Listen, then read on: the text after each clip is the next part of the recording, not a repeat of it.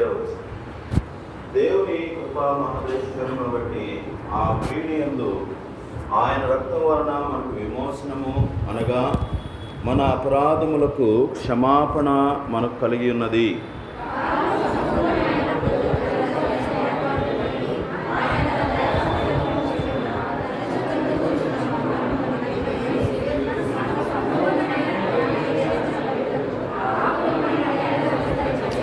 పదవచనము, ఈ సంకల్పమును బట్టి ఆయన పరలోకంలో ఉన్నవే కానీ భూమి మీద ఉన్నవే కానీ సమస్తమును క్రీస్తునందు ఏకముగా సమకూర్చవలనని తనలో తాను నిర్ణయించుకొనెను.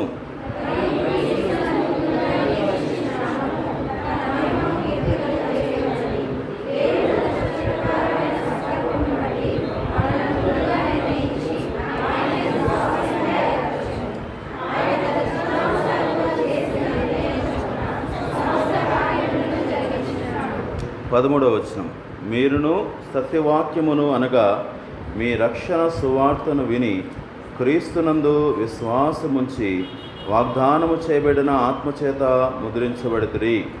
దేవుని మహిమకు కీర్తి కలుగుటకై ఆయన సంపాదించుకున్న ప్రజలకు విమోచనము కలుగు నిమిత్తము ఈ ఆత్మ మన స్వాస్థ్యమునకు సంచకరువుగా ఉన్నాడు. ప్రభు ఈ మాటలన్నింటినీ మన అందరి వినికిడిలో స్థిరపరిచి ఫలింపచేయనుగా. కూర్చున్నట్లయితే ఆ విధంగానే కళ్ళు మూసుకొని ఒక చిన్న ప్రార్థన చేసుకుందాం. తల ఉంచినట్లయితే ఒక చిన్న ప్రార్థన చేసుకుందామా.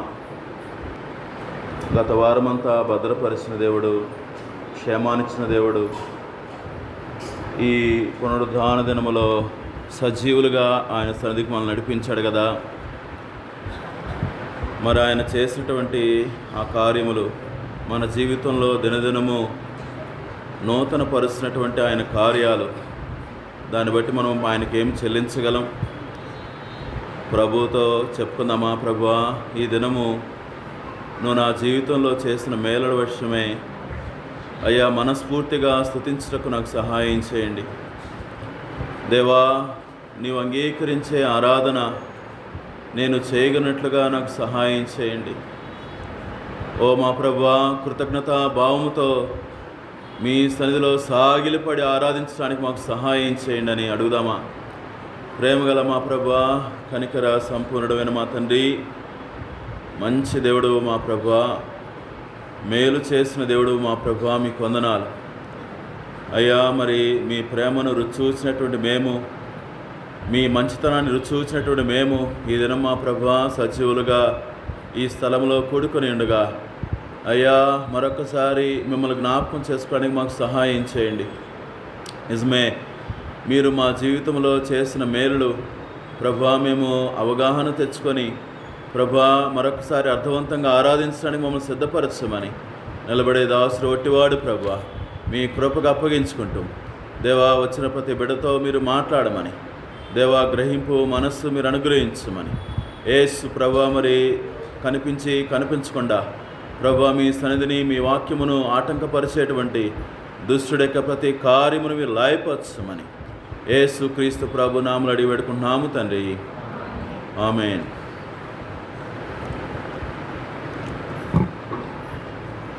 రైట్, ఇక్కడ మనం చదివినటువంటి వాక్య భాగంలో అపోస్తలుడైన పౌలు గారు మరి ఒక మాట చక్కగా చెప్తున్నారు. మనందరికి ఇష్టమైన మాట కదా.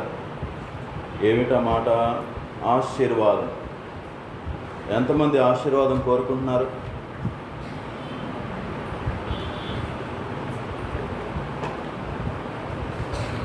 మీరందరూ సిలబస్ అవ్వలేదేమంటే ఎంతమంది ఆశీర్వాదం కోరుకున్నారంటే ఎవరు ఎత్తట్లేదండి. మాకేం అవసరం లేదండి, మాకు అన్నీ బాగానే ఉన్నాయి అంటారా? ఎంతమంది కోరుకున్న ఆశీర్వాదం? Praise the lord. ఆశీర్వాదం అంటే ఏంటి? ఆశీర్వాదం అంటే ఏంటి అన్న? మీకు చెప్పమని చెప్పాం కానీ చెప్పించుకోవడమే కదన్న ఎక్కించిన అంటారా ఏంటి? చెప్పండి, ఫాస్ట్ చెప్పండి. ఆశీర్వాదం అంటే ఏంటి? What is blessing? భలే ఉంటాయి కదా కొన్ని మాటలు, మనకు అర్థమైనట్టుగానే ఉంటాయి, మనకు తెలిసిన విషయాలాగా ఉంటాయి, కానీ అర్థం అడిగితే కొంచెం కష్టంగానే ఉంటాయి. ఆశీర్వాదం అంటే ఏంటి? ఒక్క వర్డ్లో చెప్పేసేయండి. నాకు 1 మార్క్ క్వశ్చన్ ఆన్సర్ కావాలి. 8 మార్క్స్ 4 మార్క్స్ వద్దు, 2 మార్క్స్ కూడా వద్దు, 1 మార్క్. What is blessing?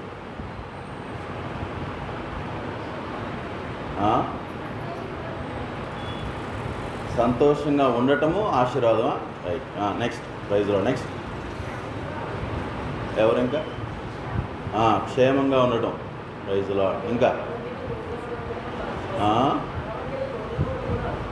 అనారోగ్యంలో తోడుగా ఉంటుంది. సరే, మీరు రకరకాలుగా వెళ్ళిపోతున్నారు, కానీ అసలు ఆశీర్వాదం అంటే ఏంటి? స్వీట్ అంటే ఏంటంటే మైసూర్ పాక్ స్వీట్ అన్నా, బాదుషా స్వీట్ అన్నా అంటున్నారు. ఆ స్వీట్ అంటే ఏంటి అడిగాను. What is blessing? Favour from God. Okay, దేవుని యొక్క ఏమంటారు దాన్ని? ఆయన కనికరమా? ఫేవర్ అంటే ఆయన యొక్క కనికరం, దేవునికి కనికరం అంట. ఇంకా సరే, నేను చెప్పా సరే అండి. మళ్ళా ఆశీర్వాదం అంటే మనలో మన ఆత్మలో కలిగించేటువంటి, మన ఆత్మలో ఆనందం కలిగించేటువంటి ఏదైనా సరే మనం ఏమంటామంటే బ్లెస్సింగ్ అంటారు. Joy in spirit. అర్థమైందండి? అన్న కారు ఆశీర్వాదం కాదా? ఆశీర్వాదమేమో, కానీ అది కొంతకాలానికి ఏం కలిగించదు. అర్థమైందండి అంకుల్? Praise lord. అవును, దేవుని మానతో ఉంటాం. సో అవన్నీ ఆశీర్వాదాలే, ఇవన్నీ రకాలు. కానీ అసలు ఆశీర్వాదం అంటే అర్థమైందంటే నా ఆత్మలో అది సంతోషాన్ని కలిగిస్తుంది అంటే it is the true blessing. అర్థమైందండి? చాలాసార్లు ఆశీర్వాదాన్ని మనం చాలా వాటికి ఆపాదిస్తూ ఉంటాం. ఇల్లు దేవుని ఆశీర్వాదం, నో డౌట్ దేవుని ఆశీర్వాదం అవచ్చేమో అది. లేకపోతే ధనం రావటం దేవుని ఆశీర్వాదమే. కానీ అసలు నిజమైన ఆశీర్వాదం ఏంటి? నిజమైన ఆశీర్వాదము ఎలాంటి ఆశీర్వాదమే అంటే దేవుడు తన బిడ్డలందరికీ ఇస్తాడంట. దేవుడు తన బిడ్డలందరికీ ఆల్రెడీ అనుగ్రహించేశాడంట. అర్థమవుతుందంటే మెటీరియల్ బ్లెస్సింగ్స్ అనేవి అందరికీ మరి అది సమపాలలో రాకపోవచ్చేమో కానివ్వండి, కానీ ఆత్మ సంబంధమైనటువంటి ప్రతి ఆశీర్వాదము దేవుడు ఏం చేశాడు? ఆల్రెడీ ప్రతి వ్యక్తికి కూడా దేవుడు ఇచ్చేశాడంట. అది ఈరోజు మనం ఆరాధన వర్తమానంలో చెప్పేటువంటి ముఖ్యమైన అంశం ఏంటంటే దేవుడు మన జీవితాల్లో మనకిచ్చినటువంటి గొప్ప ఆశీర్వాదం. దేవుడు మన జీవితాల్లో మనకిచ్చినటువంటి ఆ గొప్ప ఆశీర్వాదం. ఇక్కడ అపోస్తలుడైన పౌలు గారు ఆ ఆశీర్వాదం గురించి ఏం చెప్తా ఉన్నారు? 3వ వచనం చదువుదామండి. ఇప్పుడు 3-4 కలిసి చదువుదామా? మన ప్రభువైన యేసు క్రీస్తు యొక్క తండ్రి యగు దేవుడు స్తుతించబడునుగాక. ఆయన క్రీస్తునందు పరలోక విషయంలో ఏ ఆశీర్వాదం ఉంటుంది? ఆత్మ సంబంధమైన ప్రతి ఆశీర్వాదము మనకు అనుగ్రహించునుగాక. వేరే ఆశీర్వాదాలు ఏమండి, అది అంతటా మనకి సహాయం చేయకపోవచ్చాం కానివ్వండి. ఆత్మ సంబంధమైన ఆశీర్వాదం ఎలాంటి ఆశీర్వాదమే అంటే అది ఇహలోకములో ఉపయోగపడుద్ది, పరలోకంలో కూడా ఉపయోగపడుద్ది. భూ సంబంధమైన ఆశీర్వాదాలు, శరీర సంబంధమైన ఆశీర్వాదాలు ఒకవేళ అది ఈ లోకం వరకే మనకు సహాయం చేయవచ్చేమో కానివ్వండి, కానీ ఆత్మ సంబంధమైన ఆశీర్వాదము అది ఎలాంటిది? అది ఈ లోకంలో మన యొక్క ఆత్మీయ జీవితాలకి, ఈ లోకంలో మన యొక్క భూ సంబంధమైన జీవితాలు రెండింటికి కూడా ఉపయోగపడేదే. అందుకని అపోస్తలుడైన పౌలు గారు తిమోతితో అంటాడు, ఏమని? తిమోతి, ఆత్మ సంబంధమైన సాధకం నువ్వు చేయి. శరీర సంబంధమైన సాధకము అదేం చేస్తుంది? కొంత మట్టుకే నీకు ప్రయోజనకరము, కానీ ఆత్మ సంబంధమైన సాధకము అది ఇహలోకములోను పరలోకములో కూడా నీకు ఉపయోగపడుద్ది. బ్లెస్సింగ్స్ కూడా అంతే. ఆత్మ సంబంధమైన ఆశీర్వాదం నువ్వు కోరుకుంటే అదేం చేస్తుంది? ఈ లోకంలో సౌఖ్యంగా జీవించడానికి, ఈ లోకంలో తృప్తిగా జీవించడానికి, అలాగే పరలోకంలో ధనవంతులుగా జీవించడానికి అది ఉపయోగపడేది. అందుకని పౌలు గారు ఎఫ్ఎస్సి సంఘము, ఈ ఎఫ్ఎస్సి సంఘం ఏ సంఘమో తెలుసండి? ఈ ఎఫ్ఎస్సి ప్రాంతంలో ఎక్కువ మంది ఎవరు తెలుసండి? గ్రీకులు ఉంటారు. అపోస్తల కార్యాలు 19వ అధ్యాయంలో ఆ ఎఫ్ఎస్సి ప్రాంతంలో పౌలు గారి పరిచర్య మీరు చదువుకోండి. గ్రీకు దేశస్తులు ఎక్కువ ఉంటారు. ఈ గ్రీకు దేశస్తులు ఎలాంటో తెలుసా? వీళ్ళు ఎప్పుడు కూడా కొత్త విషయాలు తెలుసుకోవాలి, నాలెడ్జ్ కోసం వెంపర్లాడేవాళ్ళు, విధేయత చూపిన వాళ్ళే.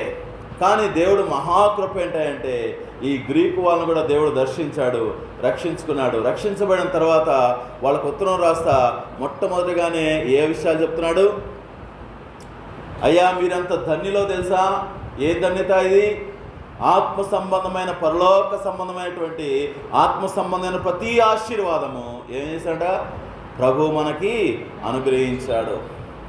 ఈరోజు ఈ 14వ వచనం వరకు ఈ పత్రిక అంతా మీరు చూసినట్టయితే చాలా విషయాలు ఉంటాయి కానివ్వండి, మనం ఎక్కువ చెప్పుకోగానండి. ప్రభు చిత్తమైతే ఒక 3-4 విషయాలు ఈరోజు ఆలోచన చేసి ప్రభువుని ఆరాధించడానికి సిద్ధపడదామా? ఎలాంటి ఆశీర్వాదాలు దేవుడిచ్చాడు? సరే, ఆశీర్వాదానికి మూలం ఎవరు? ఈ 3వ వచనం దగ్గర నుంచి 14వ వచనం వరకు మీరు జాగ్రత్తగా గమనించినట్లయితే ఆశీర్వాదానికి మూలం ఎవరయ్యా అంటే పౌలు గారు అంటున్నారు, త్రియేక దేవుడే. తండ్రి అయినటువంటి దేవుడి ద్వారా మనం ఆశీర్వదించబడ్డాము. కుమారుడైన యేసుక్రీస్తు ప్రభువుకి ఇచ్చ కూడా అదే, మనం ఆశీర్వదించబడాలని. చివరిగా అంటారు కదా, పరిశుద్ధాత్మ దేవుని యొక్క ఆలోచన కూడా అదే, మనం ఆశీర్వదించబడాలని. కాబట్టి ఎవరు మూలము మన జీవితాల్లో ఆశీర్వాదము కంటే ఎవరు మూలము? త్రియేక దేవుడు మూలమే. అర్థమవుతుంది. ఆయన ద్వారా మనం ప్రతి ఆశీర్వాదము అనుభవిస్తున్నాము. తండ్రి అయిన దేవుని పాత్ర ఉంది మన ఆశీర్వాదంలో, కుమారుడైన యేసుక్రీస్తు ప్రభువారి పాత్ర ఉంది, పరిశుద్ధాత్మ దేవుని యొక్క పాత్ర కూడా ఉందంట. ఈ యొక్క 14వ వచనం మీరు చూసినట్లయితే మీకు అర్థమవుతూ ఉంటుంది. రండి, మొట్టమొదటిగా మరి ప్రభు మన జీవితాలు ఇచ్చినటువంటి ఆశీర్వాదం ఏంటో తెలుసా? చదువుదామా? 4వ వచనము. ఎట్లనగా తాను ఉచితముగా మనకు అనుగ్రహించిన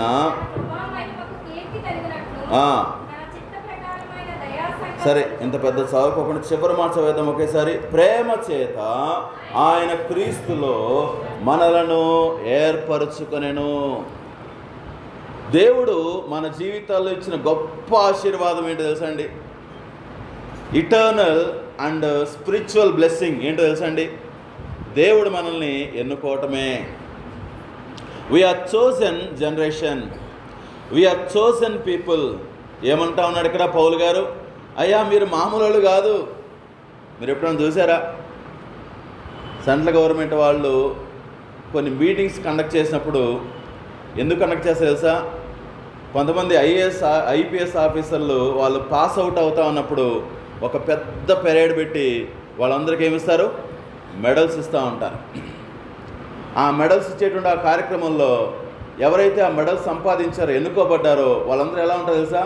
చాలా జాయ్ఫుల్గా ఉంటారు. వాళ్ళు ఎలా ఫీల్ అవుతారు తెలుసా? చాలా ప్రౌడ్గా ఫీల్ అవుతారు. ఎందుకని? దేశం మొత్తం మీద మేము మాత్రం ఏమయ్యాం? We are qualified, we are chosen. మేము ఎన్నుకోబడ్డాము, మేము ఏమయ్యాము? క్వాలిఫై అయ్యాము. వాళ్ళు మీరు ఒకవేళ ఇంటర్వ్యూ చేస్తే వాళ్ళు కొంచెం కూడా ఏమండి నిరుత్సాహంగా మాట్లాడరు. ఇంకా ఎలా మాట్లాడారు తెలుసా? చాలా గర్వంగా మాట్లాడతారు, చాలా ప్రౌడ్గా ఫీల్ అవుతూ అంటారు. చాలాసార్లు మనం మందిరికి వచ్చి మన మొహాలు ఫోటోలు తీసి ఒకసారి చూసుకోండి అంటే అర్థమవుతూ ఉంటుంది మనం ఎంత ప్రౌడ్గా ఫీల్ అవుతున్నామా అని. దేవుని మందిరికి వస్తున్నప్పుడు, దేవుని మందిరంలో మనం కూర్చుంటున్నప్పుడు ఏమండి మనం ఎలా ఫీల్ అవ్వాలి? So proud of. దేన్ని బట్టి? దేవుడు ఎన్నుకున్నాడు. ఇదిగో ఆయన శరీరములో, ఆయన సంఘములో నన్ను ఏం చేశాడు? ఒక పాలి భాగస్తుడిగా చేసుకున్నాడు. ఎప్పుడన్నా మీరు దానికి గ్రేట్ఫుల్గా ఫీల్ అయ్యారా? ఒకటి మోసుకొని వస్తాం, ఏం చేస్తాం? కుదిరితే ఆడ పెడతాం, కుదరకపోతే ఇంకేం చేస్తాం? అదే వేసుకుని కూర్చుంటామేమో.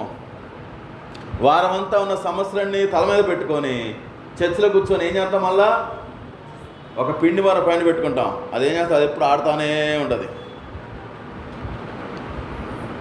దయచేసి ఎంతగా మనం సంతోషంగా స్తుతించాలో ప్రభువుని. దేన్ని బట్టి తెలుసా? We are chosen.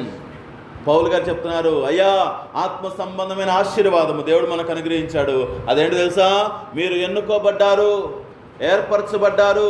ఏమండి ఈ లోకంలో ఏర్పాట్లు చాలా ఉంటాయి కదా.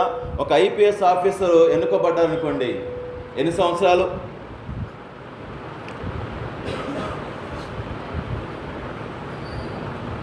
ఏమో అన్నా ఆయన వయసుని బట్టి కదా అంటారా? నిజమే. ఒకవేళ ఆయన 30 సంవత్సరాలప్పుడు ఐఏఎస్ ఆఫీసర్ అనుకోండి, ఎన్ని సంవత్సరాలు ఆయన ఐఏఎస్ ఆఫీసర్గా ఎన్నుకోబడ్డాడు? అప్రాక్సిమేట్ చెప్పండి. ఇంకా ఓపిక ఉంటే 30 years, అంతేనా? నాకు తెలియదు మరి అది ఎక్స్పైరీ డేట్ ఎప్పుడు అని. కలెక్టర్ ఆఫీస్లో పనిచేసి అన్న చెప్పాలి మరి, కలెక్టర్ గారి యొక్క రిటైర్మెంట్ ఎప్పుడు అని. ఎప్పుడో 60ఏనా?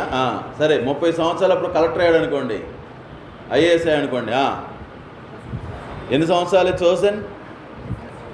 Chosen for 30 years. దానికి వాళ్ళు ఎంత ప్రౌడ్గా ఫీల్ అవుతారో.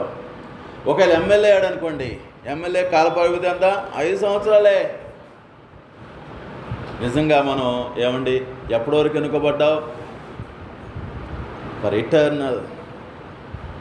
We are chosen for eternal. దేవుడు నన్ను ఎలా ఎన్నుకున్నాడు తెలుసా? నిత్యోత్తము ఉండేలాగా ఎన్నుకున్నాడంట.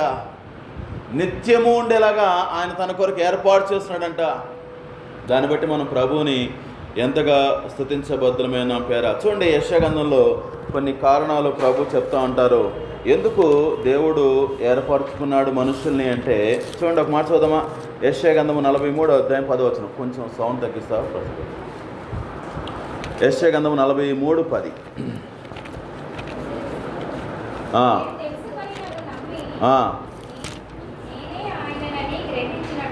నేనే ఆయనను గ్రహించినట్లు.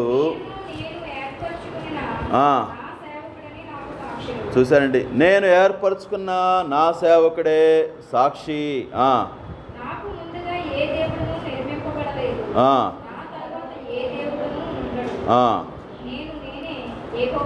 నేనే యెహోవాను.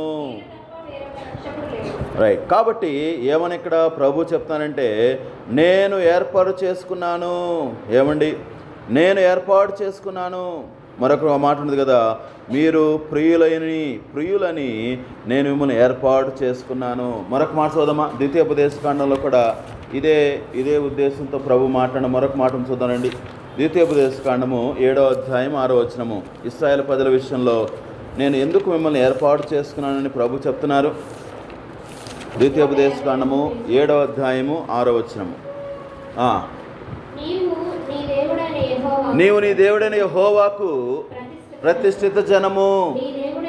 నీ దేవుడైన యెహోవా భూమి మీదున్న సమస్త జనుల కంటే నిన్ను ఎక్కువగా ఎంచి తనకు స్వకీయ జనముగా ఏర్పాటు చేసుకున్నాడు. మీరు సర్వ జనముల కంటే విస్తార జనమును యెహోవాను ప్రేమించి మిమ్మల్ని ఏర్పరచుకొనలేదు. ఈ మాటలన్నీ ఏమర్థమయ్యేలా చేస్తాయి?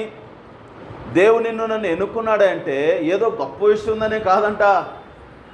అయ్యా, ఒకవేళ మీరు నంబర్తో కంపేర్ చేసుకుంటే మీకంటే ఎవరు ఎక్కువ ఉన్నారు? చుట్టూ ఉన్న అన్ని జనులు ఎక్కువగా ఉన్నారు. లేకపోతే మిగతా ఏ విషయం చూసినా సరే వాళ్ళు చాలా ఉన్నతంగా ఉన్నారు. మరి ఎందుకని నిన్ను ఏర్పాటు చేసుకున్నాడు? అక్కడ ఒక మాట ఏమండి, మన జ్ఞానానికి మించిన మాటలా కనిపిస్తూ ఉంది. ఏం తెలుసా? ఎక్కువగా ఎంచి. మనం దేనికైనా సరే ఎక్కువ ప్రయారిటీ ఇచ్చామంటే దాని వెనకాల ఏముంటుంది? సమ్ క్రైటీరియా, అవునా కదా? ఏదైనా ఒక విషయాన్ని మనం ఎక్కువగా ఎంచామనుకోండి, ఎందుకు ఎంచావు ఎక్కువగా అంటే ఏం చెబుతావు? కొన్ని మెరిట్స్ చెప్తావు. ఇగో ఈ మెరిట్స్ని బట్టి ఇది నాకు చాలా ఎక్కువగా అనుకుంటా ఉన్నాను. అది జాబ్ అవ్వచ్చు, వస్తువు అవ్వచ్చు, లేకపోతే ఇంకోటి ఏదైనా అవ్వచ్చు, ప్రొఫెషన్ అవ్వచ్చు, ఏదైనా అవ్వచ్చు. దేవుడు అంటా ఉన్నాడు, ఇశ్రాయేలు ప్రజలారా, నేను మిమ్మల్ని ఏం చేస్తున్నాను? మిమ్మల్ని ఎలా చూస్తాను? నేను ఎక్కువగా ఎంచడానికి వెనకమాల ఏముంది ప్రభువా అని చూస్తే ఏముంది? నథింగ్. ఈరోజు గొప్ప ఆశీర్వాదం ఏంటంటే దేవుడు నన్ను ఏర్పాటు చేసుకున్నాడు. ఏ ఉద్దేశంతో ఏర్పాటు చేసినాడంటే ఆయన వెనకమాల ఏం లేదు. ఒకవేళ ఏదైనా క్రైటీరియా కనుక ప్రభు పెడితే ఒక్క క్వాలిఫికేషన్ నేను పాస్ అవనేమో, అయినా సరే దేవుడు నన్ను ఎలా చూసాడంట?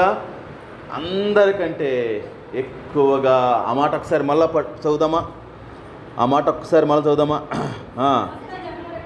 సమస్త భూమి మీద ఉన్న సమస్త జనముల కంటే, ప్రైజ్ ది లార్డ్, భూమి మీద ఉన్న సమస్త జనుల కంటే. అందుకనే కొరింథీ రాసిన మొదటి పత్రిక 1వ అధ్యాయంలో అపోస్తలుడైన పౌలు గారు అంటారు కదా, దేవుడు మిమ్మల్ని ఎలాగ ఏర్పాటు చేసిన తెలుసా? మీ ఏర్పాటును చూసినట్లయితే మీకంటే ఎవరున్నారు? జ్ఞానవంతులైన వారు ఉన్నారు. జ్ఞానులు సిగ్గుపరచుటకు ఏమండి జ్ఞానం లేనటువంటి మనల్ని ఎన్నుకున్నాడంట. ఏమండి తర్వాత బలవంతులు సిగ్గుపరచుటకు బలహీనమైనటువంటి మనల్ని ఏర్పాటు చేసినాడంట. ఈరోజు మొట్టమొదటిగా మనం దేని బట్టి ప్రభువుని స్తుతించాలి అంటే, ప్రభువా నువ్వు నన్ను ఎన్నుకున్నావు, ప్రభువా నీ వాడుగా నీ దానిగా నన్ను ఏం చేసావు, నన్ను ఎలక్ట్ చేసుకున్నావు ప్రభువా. చాలా ఆశ్చర్యం అనిపిస్తూ ఉండేదండి. మా బంధువులు చాలామంది ఉన్నారు. చాలా ఆశ్చర్యం ఏంటంటే దేవుడు ఏమండి మా నాన్నగారిని దర్శించారు. మా అమ్మ వైపు బంధువుల్లో దేవుడు ఆశ్చర్యంగా మా అమ్మమ్మ వాళ్ళని దర్శించాడు. ఇక అటు ఇటు ఎవరు లేరు. దేవుని యొక్క ఉద్దేశాలు ఎంత గంభీరమైనవండి. మనం మన చుట్టూ చూసినప్పుడే మనకు అర్థమైపోతుంది ఏమని, దేవుడు ఎంత కృపగలవాడా అని. ఒకవేళ దేవుడు నన్ను ఎన్నుకోకపోతే ఏమైపోయాలో, ఒకవేళ దేవుడు నన్ను అలా చూడకపోయినట్లయితే నా జీవితం ఏమైపోయేది. ప్రభుని ఎంతగా మనం స్తుతించాలో. కాబట్టి మొట్టమొదటిగా ఏమని మనం ప్రభుని స్తుతించాలి అంటే, ఆయన ఎవరయ్యా అంటే మనల్ని ఎన్నుకున్న దేవుడు. యోబు ఒక మాట అంటాడండి, చూడండి, అసలు మనం ఎన్నుకోవాలంటే అసలు మనలో ఏముంది అసలు. చూడండి 15వ అధ్యాయము 16వ వచనంలో ఒక మాట చూద్దామా. యోబు మనుషుల గురించి ఏమంటా ఉన్నాడు.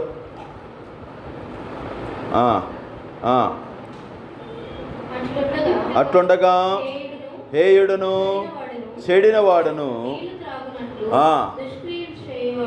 ఎవరు అంట మనం?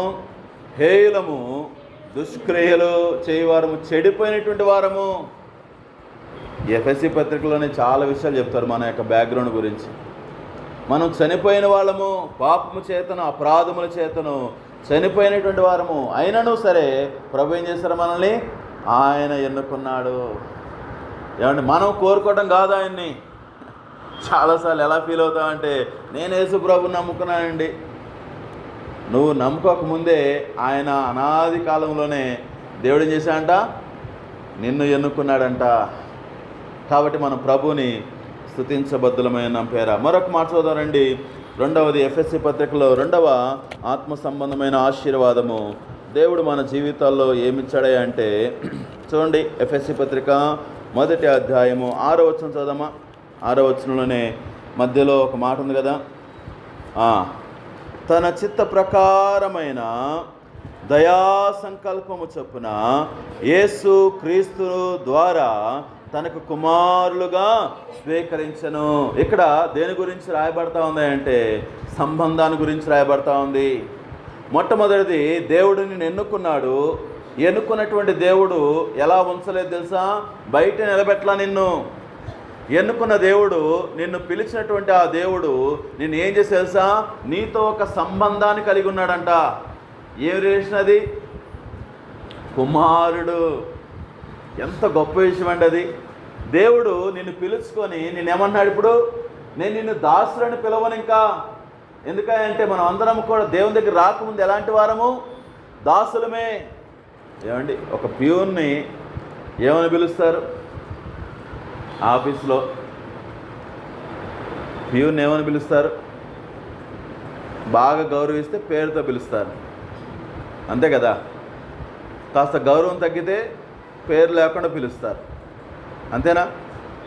ఆ ప్యూను ఒకవేళ ఆ మేనేజర్ ఇలా అన్నాడు, ఏమన్నా అంటే, ఈ ప్యూన్ని నా పక్కన కూర్చోబెట్టుకుంటాను అంటే ఇప్పుడు ఏమని పిలుస్తారు?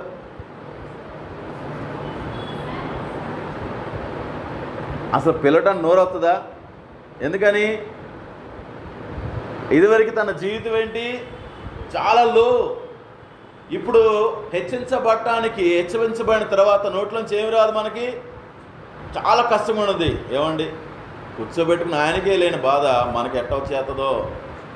దేవుడు అంటా ఉన్నాడు, ఏం తెలుసా, ఇదివరకు నువ్వు దాసుడివి, ఈరోజు నేను నిన్ను ఎలా తీస్తున్నాను, దాసుడు అని పిలవక ఎలా పిలుస్తా అన్నాడు, కుమారుడు. New relation. ఇదివరకు ప్రభు దగ్గర రాకముందు మన రిలేషన్ ఎవరితో తెలుసా? చూడండి యోహాను సువార్త, యేసుక్రీస్తు ప్రభు వారు ఒక చక్కటి మాట అంటారండి. యోహాను సువార్త 8వ అధ్యాయం 44వ వచనంలో, దేవుని దగ్గర రాకముందు మన సంబంధము ఎవరితో ఉందో తెలుసా?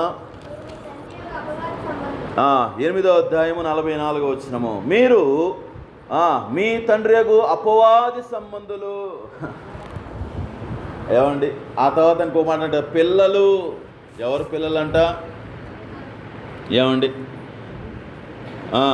ఎవరు పిల్లలంట? సాతాను యొక్క పిల్లలమంట.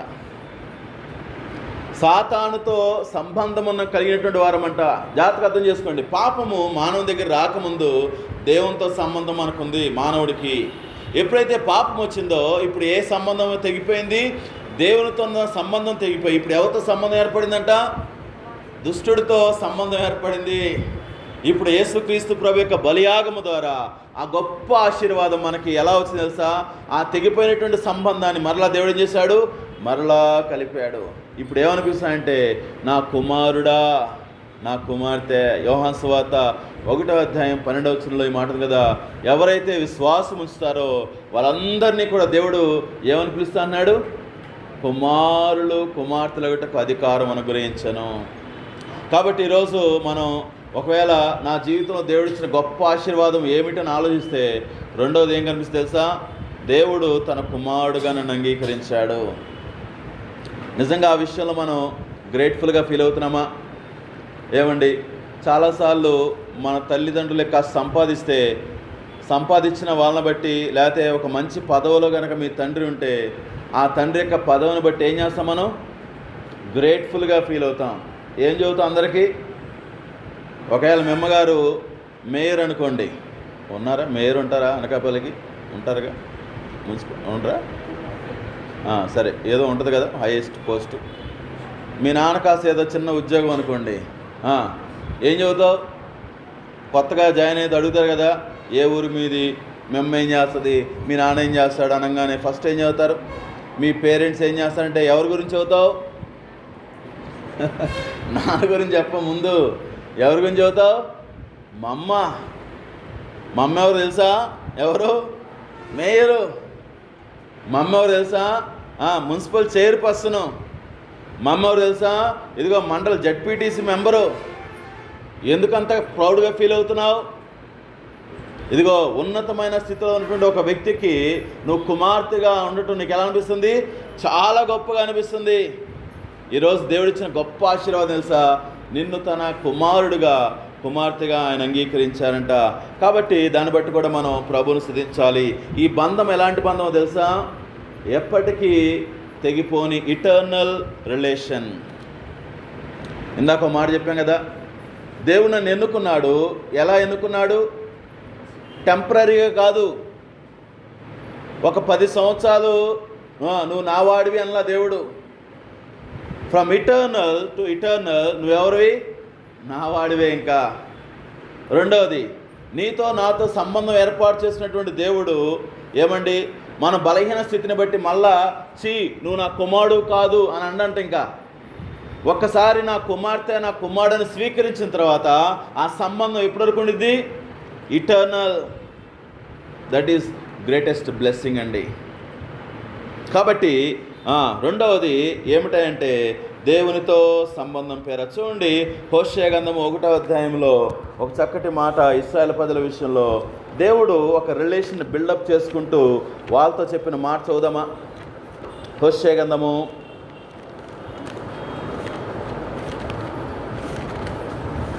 1వ అధ్యాయము 10వ వచనం చదవండి.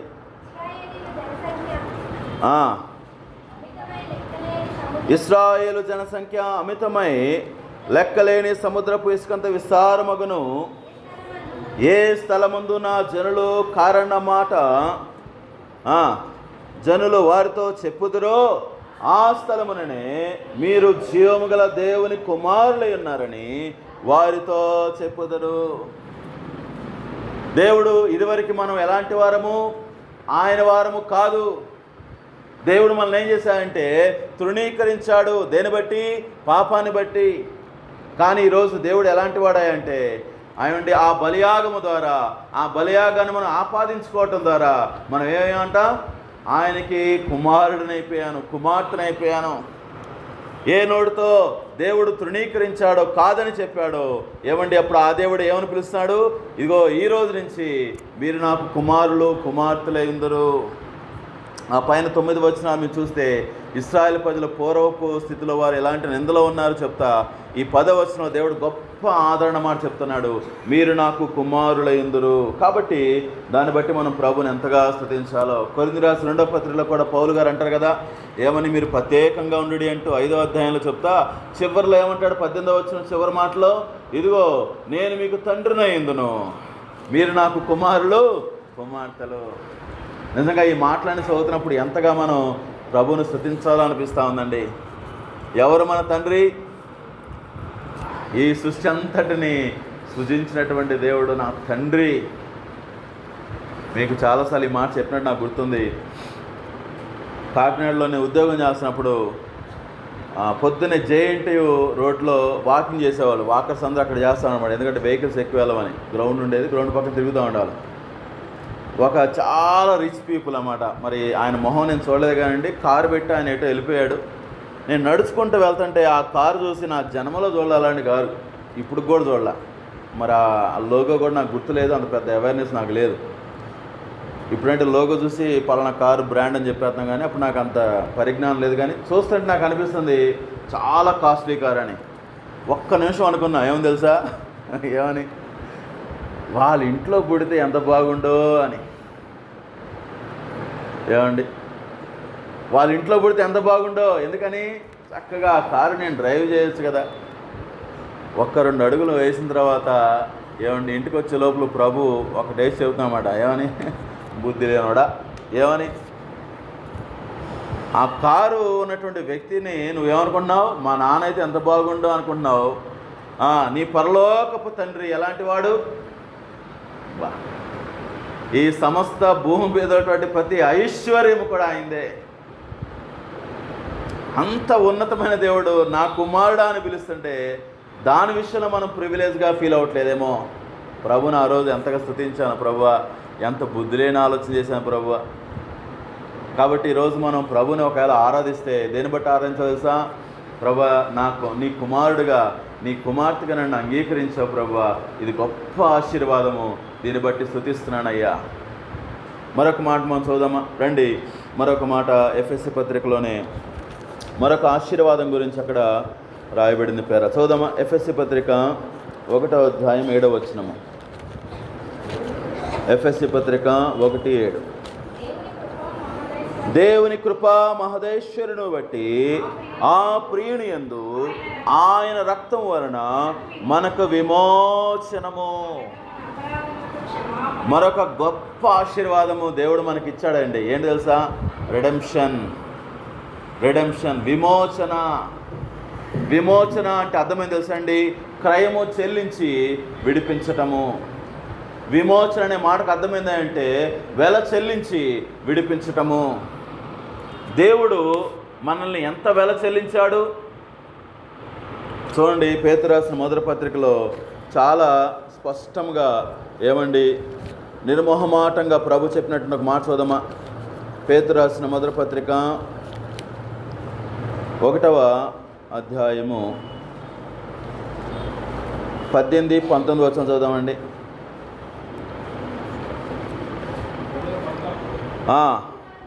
పితృపారంపర్యమైన మీ వ్యర్థ ప్రవర్తన విడిచిపెట్టినట్లుగా వెండి బంగారం వంటి క్షయమైన వస్తువుల చేత మీరు విమోచించబడలేదు. కానీ ఈ మాటలు పట్టుకుందామా? ప్రభువుని ఆరాధించడానికి ఈ మాటలు పట్టుకుందామా? దేని చేత నువ్వు విమోచించబడ్డావు తెలుసా? యేసు క్రీస్తు ప్రభువారు నిన్ను నన్ను విమోచించడానికంట ఆయన తన సొంత రక్తాన్ని చిందించేశాడంట. ఆ రక్తం ఎలాంటి రక్తం అంట? అది అమూల్యమైనటువంటిది. నిర్దోషమును నిష్కలంకమును అగు గొర్రె పిల్ల వంటి క్రీస్తు రక్తము చేత మీరు విమోచించబడుతురని మీరు ఎరుగుదురు కదా. అంటే ఇక్కడ పేతురు గారి ఉద్దేశం ఏంటి? అయ్యా, ఈ లోకంలో ఉన్నటువంటి బంగారము లేకపోతే ఈ వెండి దీనికన్నా విలువైనది ఏంటిది? అది యేసు క్రీస్తు ప్రభు యొక్క రక్తము. క్షయమైన పోయేటువంటిది. కానీ ఈ రక్తం ఎలాంటి రక్తము? 2000 సంవత్సరాల క్రితం చిందించబడింది. ఏమండి, ఒకవేళ ఈ భూమి ఇంకొక 2000 సంవత్సరాలు నిలిచి ఉన్నట్టయితే ప్రభు చిత్తమైతే ఆ 2000 సంవత్సరంలో చివరి రోజు పుట్టినటువంటి వ్యక్తి ఆ చివరి పాపము కూడా అది ఏం చేయగలదు? తుడిచివేయగలదు. అక్షయమైనటువంటిది. అటువంటి రక్తము చేత మీరేమయ్యారు? విమోచించబడ్డారు. కీర్తన 49వ కీర్తనలో కీర్తనకారుడు అంటారు కదా, ఇదిగో ఒక సహోదరుడు మరొక సహోదరుని ఏం చేయలేడు? విమోచించలేడు. ఆ మాట చెప్తాను. నెక్స్ట్ వర్డ్ ఏముంటుంది? ఇదిగో వాని ప్రాణ విమోచన ధనము అది బహు గొప్పది, అది ఎన్నటికీ తీరక అట్టుండవలసినదే. ఎందుకు దీన్ని మనం ఈ విమోచన ఆశీర్వాదకరంగా మనం తీసుకోవాలయ్యా అంటే, ఇది ఎలాంటి విమోచన అంటే మనం ఎప్పటికీ తీర్చలేమంట. ఒకవేళ ఈ లోకంలో బాగా ఉన్న వ్యక్తి ఎవరైనా ఉన్నారంటే ఆ ఉన్న వ్యక్తి కూడా ఏం చేసుకోలేడు? తన ప్రాణాన్ని విమోచించుకునేంత ధనము తన దగ్గర లేదు. అది ఎన్నటికీ తీరనటువంటి ఎన్నటికీ తీరనటువంటి ఆ యొక్క క్రయాన్ని యేసుక్రీస్తు ప్రభువు నా పక్షాన చెల్లించారండి. కాబట్టి మనం ప్రభుని ఎంతగా స్తుతించాలో, దేని బట్టి ప్రభుని ఆరాధించాలి, ప్రభుని దేని బట్టి స్తుతించాలి తెలుసా? ప్రభువా, నువ్వు నాకు ఇచ్చినటువంటి గొప్ప విమోచన, గ్రేట్ రిడెంప్షన్. మొట్టమొదటిది గొప్ప ఎన్నిక. ఎందుకు గొప్ప ఎన్నిక? అది ఎందుకంటే ఆ ఎన్నిక ఎప్పటి వరకు ఉండేది? ఎక్స్పైరీ డేట్ లేదు, నిత్యము ఉండటానికి ఆయన ఎన్నుకున్నాడు. రెండవది ఆయన యొక్క సంబంధము ఎలాంటి సంబంధము? It's a great relation. ఎప్పటి వరకు ఉండేది? అది నిత్యము ఉండేటువంటి సంబంధాన్ని ఏర్పాటు చేసుకున్నాడు. మూడవది ఎలాంటి విమోచన అంటే గ్రేట్ రిడెంప్షన్. ఈ ఆలోచన చేస్తున్నప్పుడు ఇంకొక మాట ప్రభు జ్ఞాపకం చేస్తారు. ఎంత గొప్ప వేళ నా పక్షాన ప్రభు చెల్లించాడా అంటే, నా జీవితంలో ఒకవేళ నా ఆయుష్ 70 సంవత్సరాలు అయితే, లేకపోతే 60 సంవత్సరాలు, లేకపోతే 50 సంవత్సరాలు అయితే ఆ చివరి రోజు ఒకవేళ నేను పాపం చేస్తే ఆ పాపానికి కూడా యేసు ప్రభువు ఏం చేసి తెలుసా? వెల చెల్లించేశారు. అందుకని ఆ కాన్ఫిడెంట్తోనే యోహాను రాసిన మొదటి పత్రిక 2వ అధ్యాయంలో మొదటి 2 వచనాల్లో యోహాను భక్తుడు అంటాడు, ఏమని తెలుసా? అయ్యా, మీరు ఒకవేళ పాపం చేశారా? మీరేం వరి అవ్వకండి. మీరు పొరపాటున తప్పు చేశారా? మీరు వరి అవ్వద్దు. ఎందుకు తెలుసా? ఎవరున్నారు మనకి? యేసు క్రీస్తు ప్రభువారు ఉన్నారు. ఆయన మన పాపముల కొరకు ఎలా ఉన్నాడంట? శాంతికరమై ఉన్నాడు.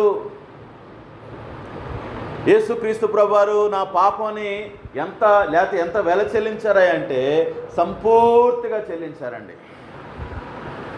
ఈ లోకంలో రుణమాఫీ వింటారు కదా, మనం డ్వాక్రా మాఫీ జరిగి ఉంటాయి కదా.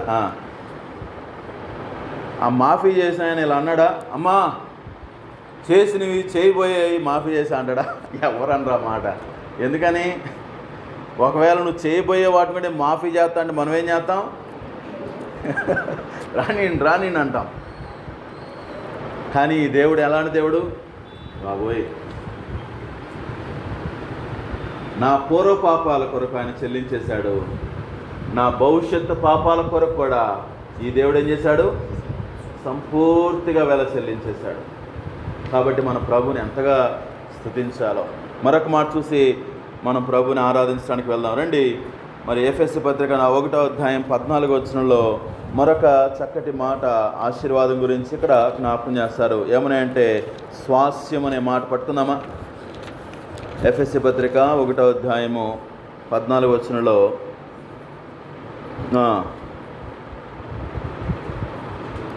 12 ముందు, లేకపోతే 12లో కూడా ఒక మాట ఉంది కదా.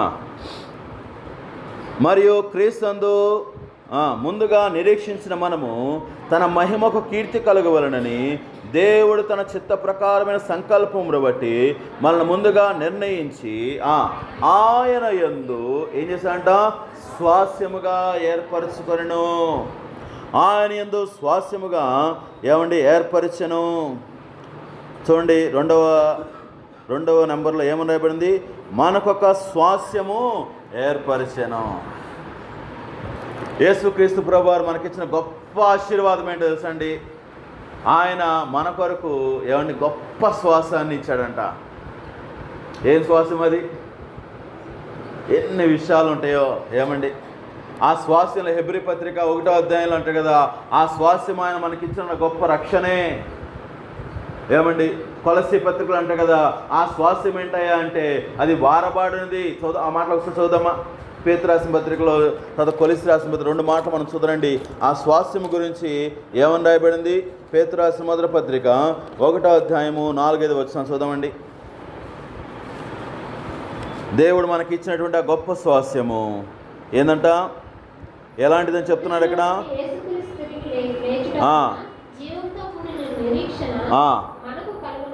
అనగా అక్షయమైన స్వాస్యము, నిర్మలమైన స్వాస్యము, వాడబారని స్వాస్యం మనకు కలిగి ఉన్నది. ఎలాంటి స్వాస్యం ఇది? ఈ మధ్య ఆస్తులు సంపాదించిన వాళ్ళకి నిద్ర పట్టట్లేదు. ఎందుకని? ఎందుకు నిద్ర పట్టట్లా? కబ్జా చేసేవాళ్ళు ఎక్కువైపోయారు. ఏమండి ఎవరు ఎక్కువయ్యారు? కబ్జా చేసేవాళ్ళు. ఈ మధ్యలో ఒక అక్క షేర్ చేసుకుంటా అంటదన్నమాట. అక్క అంటే మనసు వచ్చేవాళ్ళు కాదండి, బయట వేరే అక్క. అయ్యా ప్రార్థన చేయండి పాస్టర్ గారు, మేము రిజిస్టర్ చేసినటువంటి ఫ్లాట్లో సగ భాగం ఆక్యుపై చేశారయ్యా అని. ఈ లోకంలో స్వాస్థ్యాలు ఎలాంటి? కొన్నిసార్లు డాక్యుమెంట్ల మీద ఉంటాయి, ఏమని పలానా ఉందా ఆస్తి. స్వాస్థ్యం అంటే అదేగా. స్వాస్థ్యం అంటే అర్థం ఏంటి? ఇన్హెరిటెన్స్. దేవుడు మనకిచ్చేటువంటి ఆస్తి అంట, ట్రెషర్ లాంటిది. ఈ లోకంలో ట్రెషర్ లాంటిది కాదు దేవుడు ఇస్తుంది. దేవుడిచ్చే స్వాస్థ్యం ఎలాంటిదంట? అది అక్షయమైనది, అది వాడబారనిది, అది జీవము గలది. కొలస్సీ పత్రికలో మాట్లాడదామా?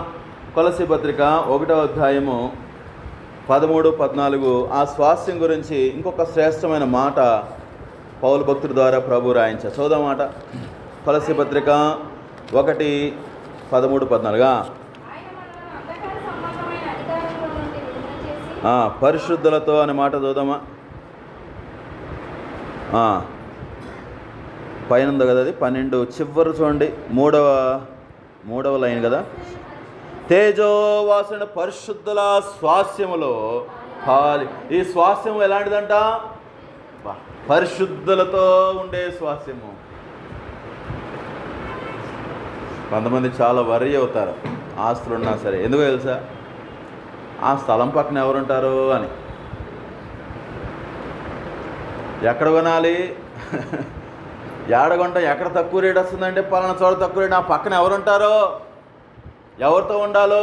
ఏమండి మనుషులకే కొన్నిసార్లు ఎంత వర్రీ అవుతాం. కానీ ఈ శ్వాసం ఎలాంటి శ్వాసం అంట?